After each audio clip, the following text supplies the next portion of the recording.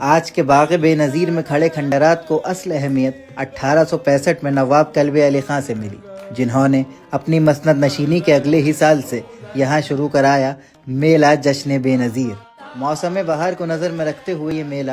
1 مارچ سے 8 مارچ تک جاری رہتا تھا۔ 1 مارچ کی صبح کو نواب صاحب ایک شاہانہ جلوس کے ساتھ اس دور کے قلعے کے پشچمی دروازے در دولت سے نکلتے اور قلعے سے 5 کلومیٹر دور بے نظیر پہنچ کر میلے کا باقاعدہ آغاز کرتے تھے۔ باغ کے ایک دروازے سے کوٹھی تک کلکتہ، بمبئی اور دلی کے قیمتی سامان کی دکانیں ہوتی تھیں۔ کوٹھی کے پورب میں ایک نہر تھی جس میں نواب صاحب ناؤ میں سیر کرتے تھے، اور ساتھ ہی ایک چھوٹی نہر تھی جہاں فوارے چلتے تھے۔ پاس ہی میں لٹھ بازی، تلوار بازی اور باغ پٹے کے اکھاڑے الگ الگ وقت پر اپنا ہنر دکھاتے تھے۔ باغ میں ہی نارنگیوں کے باغیچوں میں 4 بیت کے مختلف ٹولیاں گاتی ہوتی تھیں، جسے ایک دن نواب صاحب بھی سننے آتے اور پڑھنے والوں کو انعامات سے نوازتے تھے۔ میلے کے 5ویں دن ایک بڑا مشاعرہ منعقد ہوتا تھا، جس میں دربار کے شعراء داغ دہلوی، امیر مینائی، جان صاحب ریختہ گو وغیرہ کے ساتھ باہر کے بھی شعراء آ کر اپنا کلام پڑھتے۔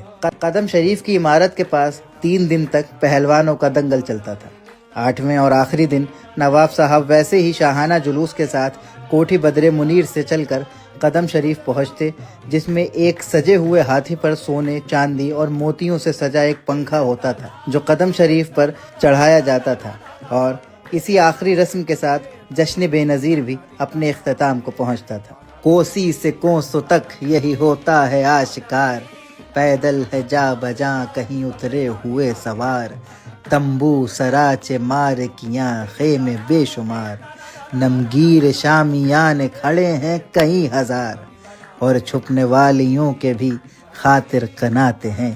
کیا خوب دن ہے جشن کے، کیا خوب راتیں ہیں۔ یہ میلہ نواب کلب علی خاں کے بعد 2 سال تک جاری رہا، جسے پھر اسی نام سے جنوں والی مسجد کے پاس منتقل کر دیا گیا، اور پھر ایک مدت تک بند رہنے کے بعد نواب رضا علی خاں نے 1942 کو پنوڑیا کے میدان میں رامپور نمائش کے نام سے اس کو از سر نو شروع کیا۔